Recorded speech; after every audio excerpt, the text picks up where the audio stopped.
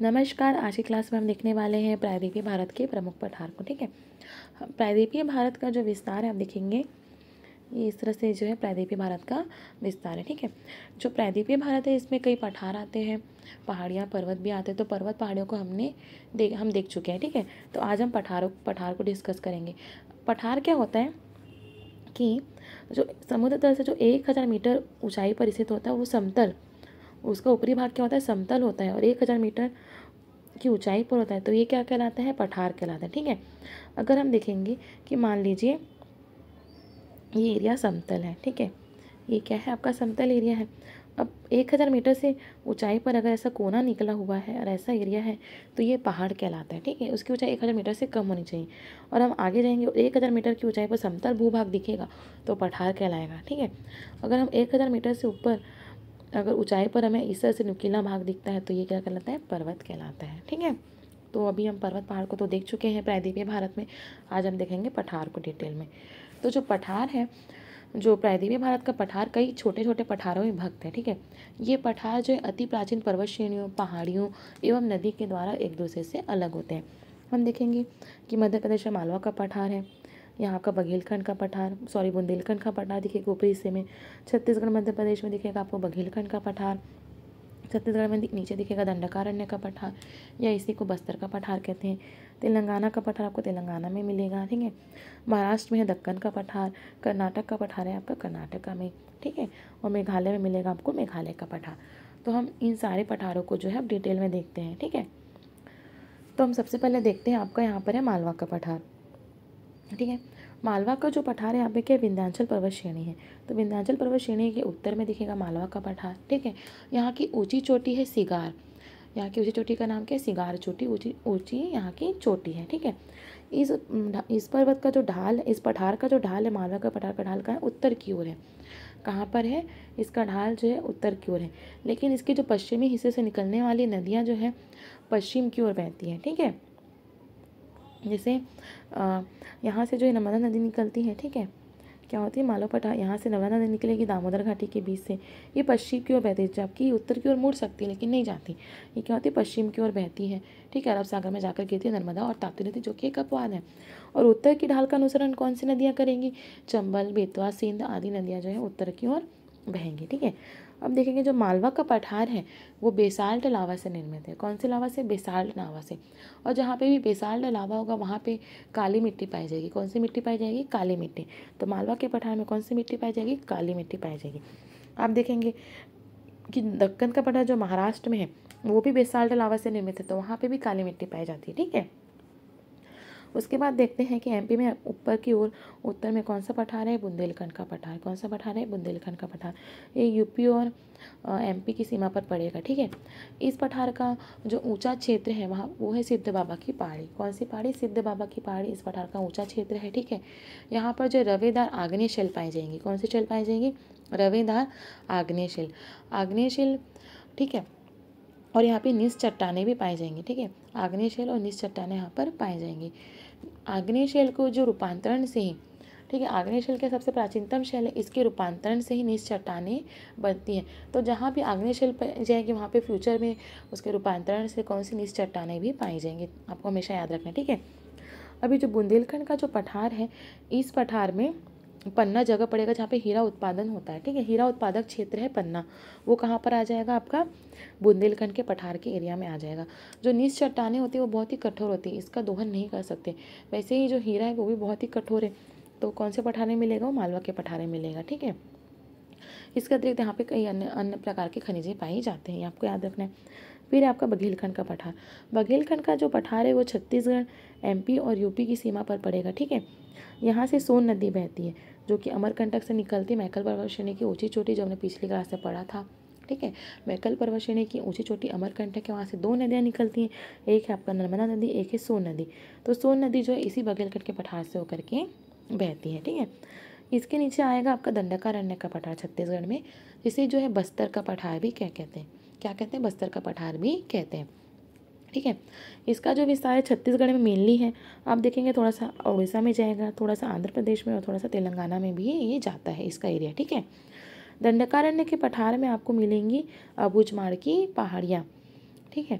यहाँ पर बैलाडीला एक जगह है जहाँ पे लौह अयस्क का उत्पादन होता है। ठीक है, कौन सा अयस्क? लौह अयस्क मिलता है बैलाडीला की पहाड़ियों में, आपको ये याद रखना है। उसके बाद है यहाँ पर जो है मेनली दंडकारण्य के पठार में धारवाड़ की चट्टानें, नीच चट्टानें पाई जाती है। ठीक है, आप देखेंगे कि जो दंडकारण्य का पठार है ऊपर में क्या है, यहाँ पे महानदी अपवाह तंत्र है। ठीक है, महानदी अपवाह तंत्र और नीचे गोदावरी अपवाह तंत्र। तो दंडकारण्य का पठार दोनों अपवाह तंत्र को अलग करता है। कौन कौन से? महानदी अपवाह तंत्र को गोदावरी अपवाह तंत्र से अलग करता है दंडकारण्य का पठार, ये आपको याद रखना है। अब हमने देखा कि ऊपर में जो बघेलखंड का पठार है, नीचे है दंडकारण्य का पठार, तो बीच में यहाँ पे छत्तीसगढ़ का मैदान पड़ता है। ठीक है, देखिए अब उड़ीसा का भी यहाँ पे गड़जात की पहाड़ियाँ पड़ जाती हैं और ये तो पूरा दक्कन का पठार है, तो बीच में मैदानी एरिया पड़ता है छत्तीसगढ़ का मैदान, जो कि प्रायद्वीपीय जो भारत का प्रायद्वीपीय प्रदेश के आंतरिक हिस्से में स्थित सबसे बड़ा मैदान है। क्योंकि आंतरिक हिस्से में देख रहे हैं ना, ऊपर का तो उत्तर भारत का विशाल मैदान ऐसा नहीं था, ये क्या है आंतरिक हिस्से में, प्रायद्वीपीय जो भारत है उसके आंतरिक हिस्से में इसे सबसे बड़ा मैदान है छत्तीसगढ़ का मैदान। ठीक है, चूँकि चारों इसका पहाड़ी और पठारी एरिया है तो बीच में इसकी आकृति क्या होती है? कटोरा नुमा आकृति होती है, कटोरे के समान इसकी आकृति होती है। ठीक है, और यहाँ पर छत्तीसगढ़ जो धान का उत्पादन सर्वाधिक करता है, इसलिए छत्तीसगढ़ को धान का कटोरा कहा जाता है। क्या कहा जाता है? छत्तीसगढ़ को धान का कटोरा कहा जाता है। ठीक है, यहाँ तक आपको याद हुआ। फिर नेक्स्ट हम देखेंगे, यहाँ पर झारखंड में मिलेगा आपको छोटा नागपुर का पठार। झारखंड में क्या है? छोटा नागपुर का पठार। ये मेनली झारखंड में फैला, लेकिन इसका विस्तार इसके सारे पड़ोसी राज्यों में, जैसे छत्तीसगढ़ में विस्तार है, बिहार में है, पश्चिम बंगाल में, उड़ीसा में आपको इसका विस्तार मिलेगा। ठीक है, यहाँ जो है विश्व की प्राचीनतम चट्टानें पाई जाती है, आर्कियन चट्टान, जो कि विश्व की सबसे प्राचीनतम चट्टान है आर्कियन चट्टान। आर्कियन चट्टान के ही रूपांतरण से धारवाड़ और गोंडवाना चट्टानों का निर्माण हुआ है। ठीक है, और यहाँ पे धारवाड़ चट्टानें पाई जाती है, जो कि आर्कियन चट्टानें हैं, उसके रूपांतरण से धारवाड़ बनी, उसी के रूपांतरण से गोंडवाना बनी है। तो आर्कियन पाई जाती है, तो यहाँ पे धारवाड़ गोंडवाना भी पाई ही जाएंगे। ठीक है, यहाँ पे धारवाड़ चट्टानें पाई जाती है, गोंडवाना चट्टानें पाई जाती है, नीच भी चट्टानें यहाँ पर पाई जाती है। ठीक है, आप देखेंगे कि छोटा नागपुर की जो मध्य भाग में क्या है? घाटी का निर्माण हुआ है। क्या हुआ? मध्य भाग में इसके घाटी का निर्माण हुआ। मान लीजिए कि ये छोटा नागपुर का पठार है, यहाँ पे 2 दरारें पड़ गई। ठीक है, 2 दरारें पड़ गई और इसका जो बीच का भाग है वो धंसने लग गया। बीच का भाग है क्या है? धंसने लग गया, तो उसी से घाटी का निर्माण हो गया। तो पठार हो गया आपका छोटा नागपुर का पठार, लेकिन इसका बीच का भाग जो है धंसने लग गया। ठीक है, अब मान लो ये धंस के इस तरह से दिख रहा है, तो यही क्या है? दरार घाटी है। ये क्या है? दरार घाटी से ही रिफ्ट वैली बोलते हैं। तो छोटा नागपुर के पठार में कई क्रियाओं के चलते, टेक्टोनिक प्लेट के चलते यहाँ पे क्या हो गया? दरार घाटी का यहाँ पर निर्माण हुआ। तो ये जो दरार घाटी है, दरार घाटी से दामोदर नदी बहती है। ठीक है, छोटा नागपुर के पठार में जो दरार घाटी बनी वहीं पर क्या? दामोदर नदी बहती है। ठीक है, अब इस जो घाटी वाला जो एरिया है, ठीक है, दामोदर नदी जो घाटी वाला एरिया है, इस घाटी में गोंडवाना क्रम की चट्टानें पाई जाती है। कौन से क्रम की? गोंडवाना क्रम की चट्टानें पाई जाती है, जहाँ पे कोयले का भंडार है। दामोदर नदी घाटी क्षेत्र में गोंडवाना क्रम की चट्टानें पाई जाती है। गोंडवाना क्रम की चट्टानों में कौन से खनिज तेल मिलता है? वहाँ पे कोयला मिलता है। क्या मिलता है वहाँ पर?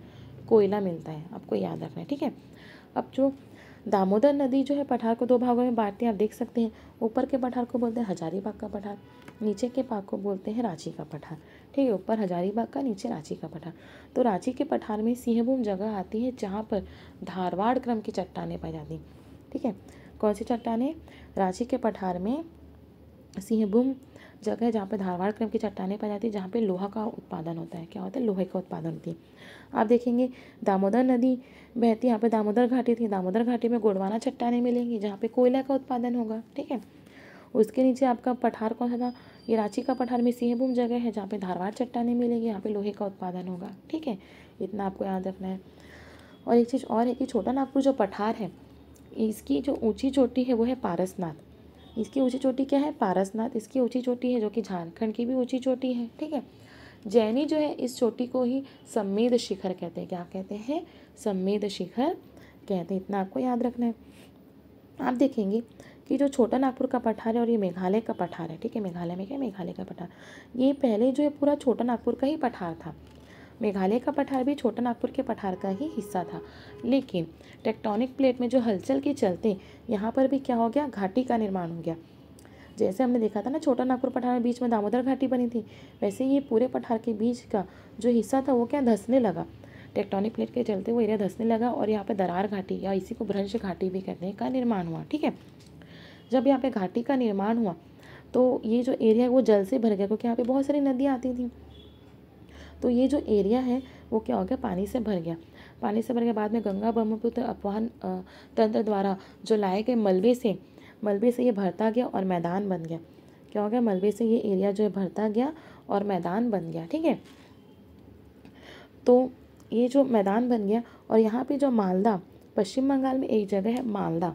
ठीक है, तो इस ये जो मैदान वाला जो एरिया बना है इसे ही मालदा गैप कहते हैं। क्या कहते हैं, मालदा गैप कहते हैं, क्योंकि वो पश्चिम बंगाल में एक जगह मालदा उसके नाम पर इस एरिया का बना। और ये जो मालदा गैप, ये जो मैदानी एरिया वो जनरली जो आपको पश्चिम बंगाल और जो है बांग्लादेश में ये आता है। ठीक है, मतलब छोटा नागपुर का पठार और मेघालय के पठार का जो बीच का जो मैदानी एरिया है वो पश्चिम बंगाल और बांग्लादेश में भी आता है, तो इसे मालदा गैप कहते हैं। इसके बीच में जो गैप उत्पन्न हो उसे मालदा गैप कहते हैं। ठीक है, चूँकि ये जो गैप है वो जो झारखंड में राजमहल की पहाड़ी और मेघालय में क्या है, गारो खासी जयंतिया की पहाड़ी है, तो राजमहल की पहाड़ी और गारो पहाड़ियों के बीच होने के कारण इसे राजमहल गारो गैप भी कहते हैं। क्या कहते हैं, राजमहल गारो गैप भी कहते हैं, वैसे ही मालदा गैप भी कहते हैं। ठीक है, तो आपको याद रखना है।